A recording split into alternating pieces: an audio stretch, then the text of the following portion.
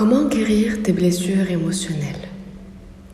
Comment guérir la partie de toi qui a vécu des événements difficiles, qui a aujourd'hui peur, qui est blessée, qui a peut-être la blessure d'abandon, de trahison, de rejet et qui souffre au quotidien? J'ai fait une vidéo dernièrement sur TikTok où je posais la question: qu'est-ce qui a changé concrètement depuis que tu as pris conscience de tes blessures, de tes peurs, de tes appréhensions? Plusieurs personnes m'ont répondu en commentaire: rien. M'ont dit: depuis que j'ai pris conscience de mes blessures, je sais que j'ai vécu cet événement traumatisant dans mon enfance, je sais que cet événement, cette rupture, ce deuil a toujours la trace aujourd'hui dans ma vie, mais j'en ai conscience. J'ai compris ma blessure d'abandon, je sais que j'ai de la dépendance affective, je sais que j'ai cette émotion-là, mais rien n'a changé concrètement dans ma vie. Je revis les mêmes schémas, je revis encore les mêmes événements. Aujourd'hui, on va parler de pourquoi, et on va parler surtout de comment faire de la prise de conscience une vraie transformation. Bonjour à toutes, je suis très contente de vous retrouver aujourd'hui pour ce 5e épisode du podcast Femmes. Ici, on traite les sujets qui vont t'aider à élever ton niveau de conscience, à te connecter à ta nature, à ton cycle menstruel, à aimer équilibrer tes énergies féminines et masculines, à créer la femme inspirante et la vie inspirante que tu désires. Est-ce que ça t'arrive aussi de te dire, en fait, aujourd'hui j'ai conscience de mes blessures, mais qu'est-ce qui a concrètement changé dans mon état d'être, mes émotions, mon énergie, ma vie, et que tu te dis pas grand-chose? Cet épisode est pour toi. Et je t'invite aujourd'hui à vraiment prendre le temps d'analyser chacun des 5 points que je vais te partager aujourd'hui. Et je t'invite aussi à rester jusqu'à la fin parce que je vais te dire quelque chose qui va peut-être changer ta perception de ces 5 points et comment les appliquer. Parce que souvent on se trompe. Donc je vais te partager 5 étapes à faire après la prise de conscience de tes blessures émotionnelles. Alors souvent je me base sur ces blessures émotionnelles analysées par Lise Bourbeau dans le livre Les 5 blessures qui empêchent d'être soi-même, pour amener les personnes que j'accompagne à prendre conscience de leurs blessures, de leurs peurs, de leurs croyances, limitantes, etc. Donc prendre conscience des blessures, c'est un premier pas important et évidemment indispensable. On ne peut pas changer quelque chose dont on n'a pas conscience. Donc ça, c'est la première étape et je te félicite si déjà tu as eu le courage d'aller chercher et d'aller fouiller dans ces blessures-là. Plusieurs personnes vivent... alors je suis un peu malade, donc si vous voyez que ma voix est un peu bizarre, je suis un peu malade. Donc je disais... Déjà, bravo d'avoir fait ce pas et d'avoir décidé d'aller fouiller dans ce qui fait mal, parce que ce n'est pas évident et ce n'est pas quelque chose de confortable d'aller fouiller dans des choses qui nous font mal. Donc déjà, bravo pour ça. Mais aujourd'hui, tu as compris que la prise de conscience ne suffit pas pour une vraie transformation. Donc, la première étape que je te propose après la prise de conscience de tes blessures émotionnelles, c'est l'acceptation. Alors, je vais le redire parce que on l'entend très souvent, ce mot-là. Mais je sais aujourd'hui que rares sont les personnes qui le comprennent vraiment et qui le mettent vraiment en application. Si, quand tu as entendu acceptation, tu t'es dit fait on le sait. Alors, je t'invite à te poser cette question. Est-ce que tu le sais vraiment? Est-ce que tu as vraiment mis en application l'acceptation?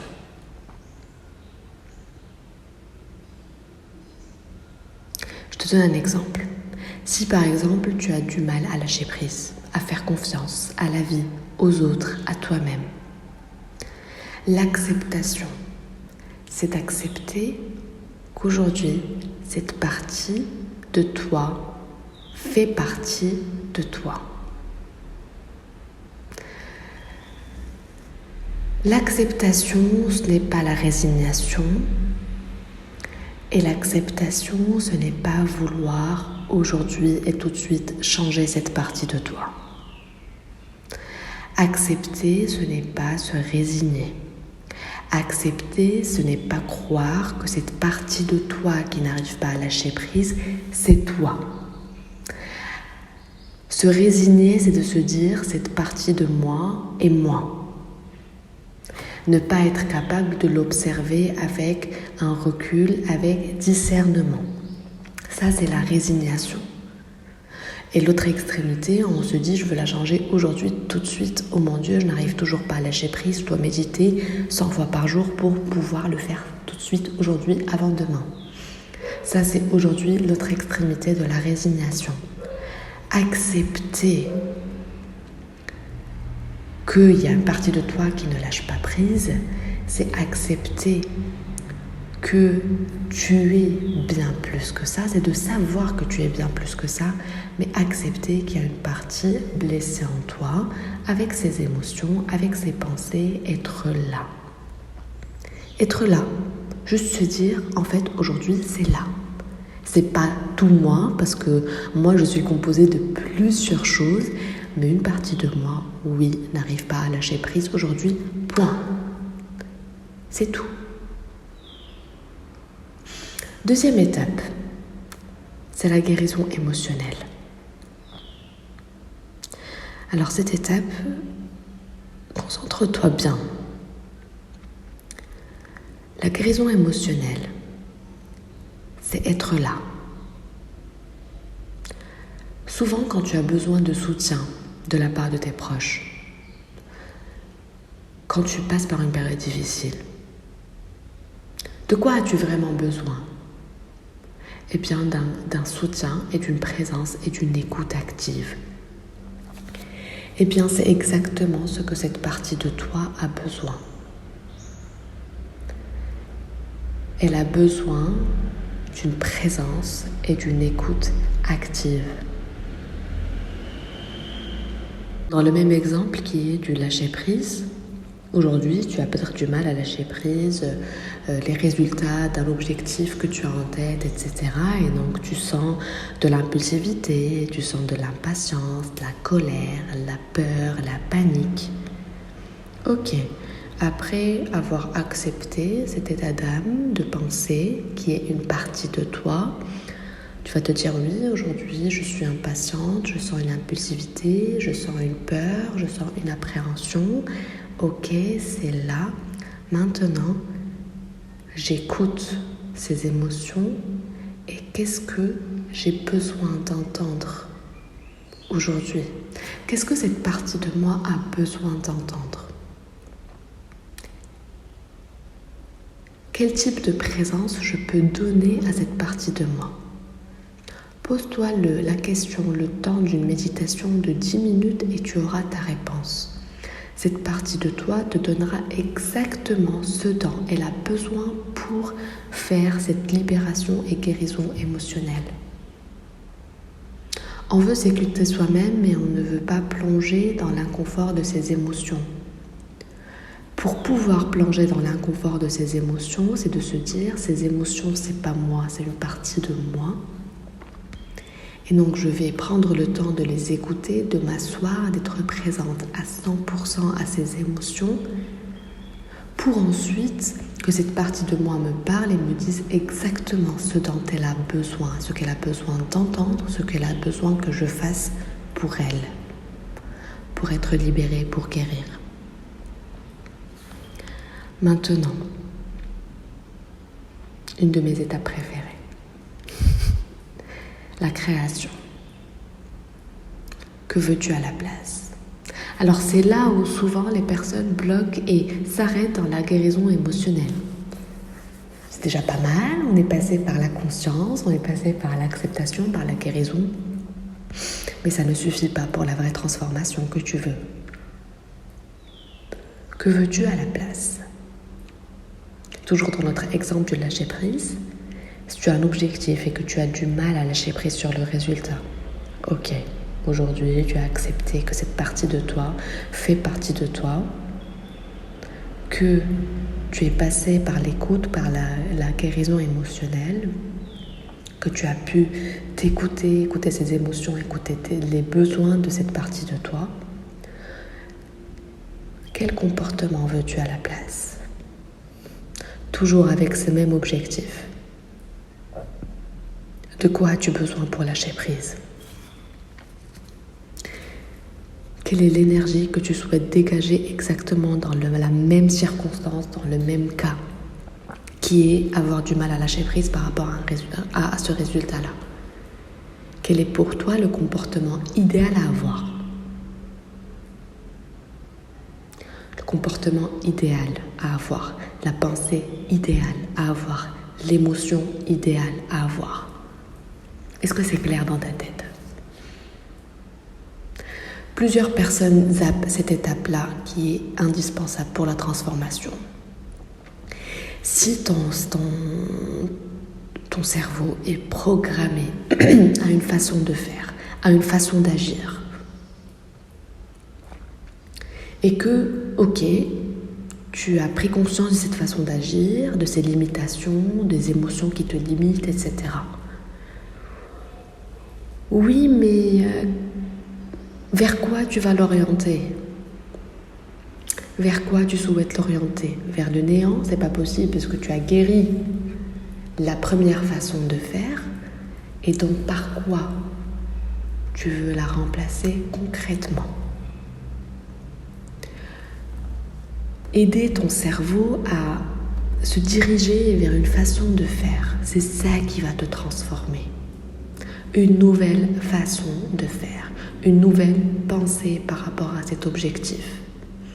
Si par exemple tu prends conscience que la pensée qui te laisse dans cet état de ne pas lâcher prise vers un résultat et que le fait que en fait je ne crois pas vraiment en moi, je ne crois pas vraiment en mes capacités, je ne crois pas vraiment que je peux atteindre cet objectif. Si tu as pris conscience que c'est ça, la pensée, la croyance limitante qui te laisse dans un état de non lâcher prise, d'impatience, d'impulsivité, eh bien, par quoi tu veux remplacer cette pensée? Par je crois en moi. Cet objectif vient à moi. Cet objectif est déjà à moi. J'ai tout en moi pour atteindre cet objectif. Quelle est l'émotion que tu souhaites ressentir avec ces pensées? La sérénité, la confiance en toi? Quel est le comportement que tu souhaites avoir au quotidien? Quelles sont les routines que tu souhaites mettre en place au quotidien? Voilà la création. Mais la création ne suffit pas. Avoir une clarté au niveau de ce que tu veux comme comportement, c'est parfait et c'est indispensable, mais ça ne suffit pas pour la transformation. Et vient la quatrième étape pour compléter tout ça. La reprogrammation de ton inconscient.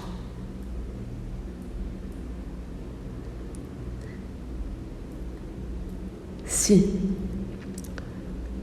tu ne te rappelles pas à chaque moment du comportement, de l'émotion, de ces pensées que tu souhaites avoir, ton inconscient est bien plus à l'aise avec le comportement de l'impulsivité, de l'impatience, de la colère et de la peur parce qu'il est habitué à ça. Donc là, l'idée, c'est d'amener ton inconscient à être très à l'aise et confortable et surtout à ce que ça soit familier pour lui, le nouveau comportement, la nouvelle toi la nouvelle émotion, la nouvelle pensée.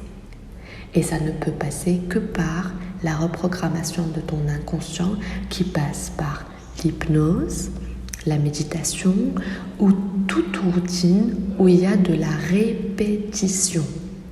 Toute routine, ça dépend de toi.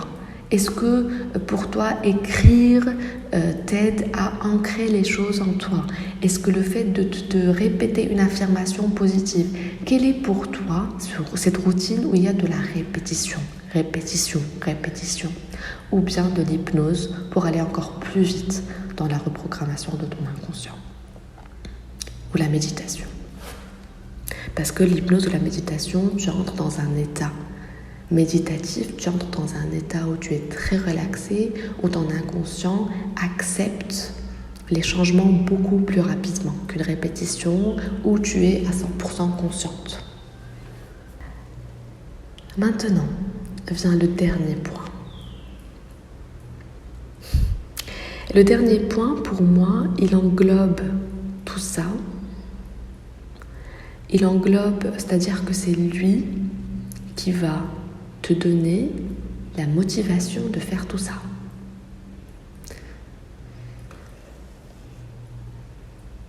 Pourquoi tu veux faire tout ça? Parce que des fois, on veut changer des choses. On veut atteindre un objectif. On veut guérir une blessure. Pourquoi tu vas faire tout ça alors que c'est très inconfortable? Pourquoi tu vas faire tout ça alors qu'une partie de toi est très à l'aise avec cet inconfort-là, avec cette souffrance-là? Parce qu'elle est habituée. Elle est habituée à des schémas répétitifs de dépendance affective. Elle est habituée à ne pas lâcher prise dans ses résultats. Elle est habituée à vivre dans la colère, elle est habituée à vivre dans la patience, elle est habituée à vivre dans la peur. Pourquoi tu vas faire ce changement alors? Eh bien, c'est exactement ce point qui va te motiver tous les jours, à quelles que soient les fois où tu vas répéter encore et encore cette guérison, cette acceptation, cette création, peu importe le nombre de fois où tu tombes et tu te relèves. Si tu n'as pas un vrai pourquoi tu veux faire ces choses-là, tu vas avoir cette transformation. Pourquoi? Pour inspirer les autres, parce que tu as quelque chose. Quel est le sens de tout ça pour toi? Quel est le sens que tu veux donner à cette transformation? Pourquoi? Pour inspirer tes enfants, pour inspirer tes proches, parce que ça fait partie de ton métier, parce que tu es inspiré par l'évolution personnelle. Pourquoi? Quelle est cette valeur qui va, quelle que soit la difficulté de ce chemin-là de transformation, va t'aider à te relever encore plus forte que jamais pour continuer. Ce chemin, s'il y a plusieurs personnes qui ne commencent pas ce chemin, consciemment ou inconsciemment, crois-moi, c'est parce qu'il y a une raison. C'est parce que c'est pas tout rose. C'est pas tout beau, c'est pas tout lumière. Pourquoi? Je t'invite à te poser cette question. Pourquoi tu veux le faire?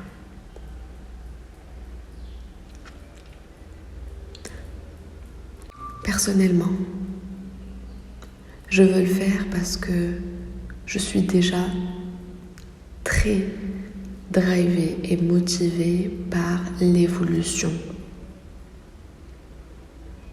L'évolution personnelle, me voir grandir. À chaque fin d'année, me dire que je ne suis pas du tout la même personne de l'année dernière.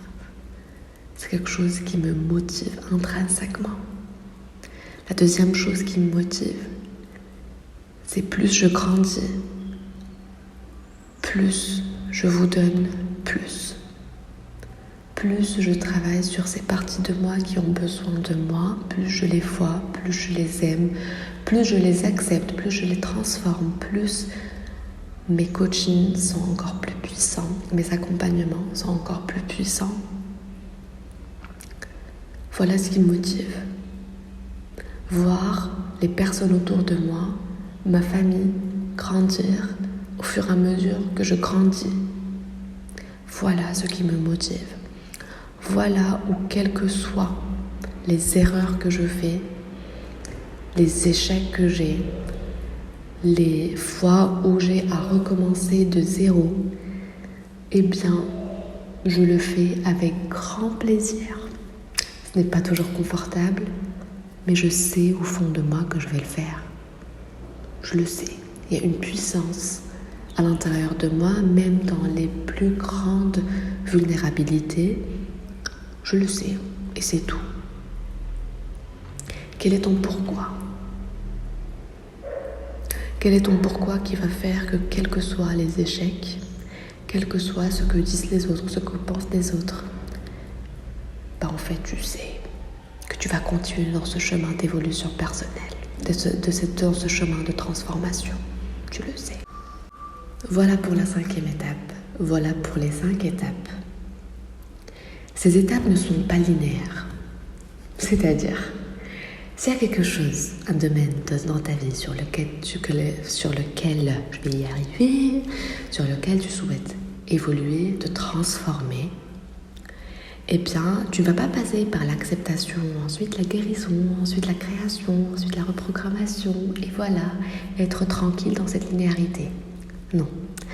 Des fois, tu vas commencer par l'acceptation, ensuite la guérison, et guérir une partie de toi, et tu vas te rendre compte que peut-être non, il y a une partie de plus que tu devrais accepter. Donc, revenir à l'acceptation, ensuite passer par la guérison émotionnelle et passer à la création. Et quand tu commences à la création, tu te rends compte que oui, il y a encore une partie de moi qui a besoin de cette guérison émotionnelle. Donc faire cette guérison et ensuite passer à la reprogrammation. Reprogrammer. Au fur et à mesure que tu commences ta reprogrammation, tu te rends compte que en fait, tu as envie de créer les choses différemment. Au fur et à mesure que tu avances, tu te dis, en fait, j'ai choisi cette pensée positive pour la programmer dans mon subconscient. En fait, là, non, au fur et à mesure que j'avance, je me rends compte que non, je veux plutôt cette pensée, je veux plutôt cette direction. Donc, ce n'est pas linéaire, mais ce sont les étapes en gros que je t'invite à garder dans ta tête. Tu te dis aujourd'hui, de quoi ai-je besoin ? Est-ce que j'ai besoin d'accepter ? Est-ce que j'ai besoin de guérir une émotion ? Est-ce que j'ai besoin de créer ? Ou bien j'ai besoin de reprogrammer, c'est-à-dire j'ai cette vision claire, mais j'ai besoin de la répéter encore et encore dans mon inconscient pour la garder tout au long de la journée. Et voilà pour l'épisode d'aujourd'hui. N'hésitez pas à me dire en commentaire quelle est l'étape qui vous a le plus inspiré, dont vous avez le plus besoin aujourd'hui. Me dire quel est le domaine de la vie sur lequel vous souhaitez guérir et vous transformer aujourd'hui. Est-ce que ce sont plus vos relations ? Est-ce que c'est plus votre vie professionnelle ? Est-ce que c'est plus vos émotions, votre énergie, votre spiritualité ? Sur quoi vous êtes en train de faire cette transformation aujourd'hui. Et vous et moi, on se retrouve très bientôt, c'est-à-dire dimanche prochain, même heure, même endroit. Prends soin de toi.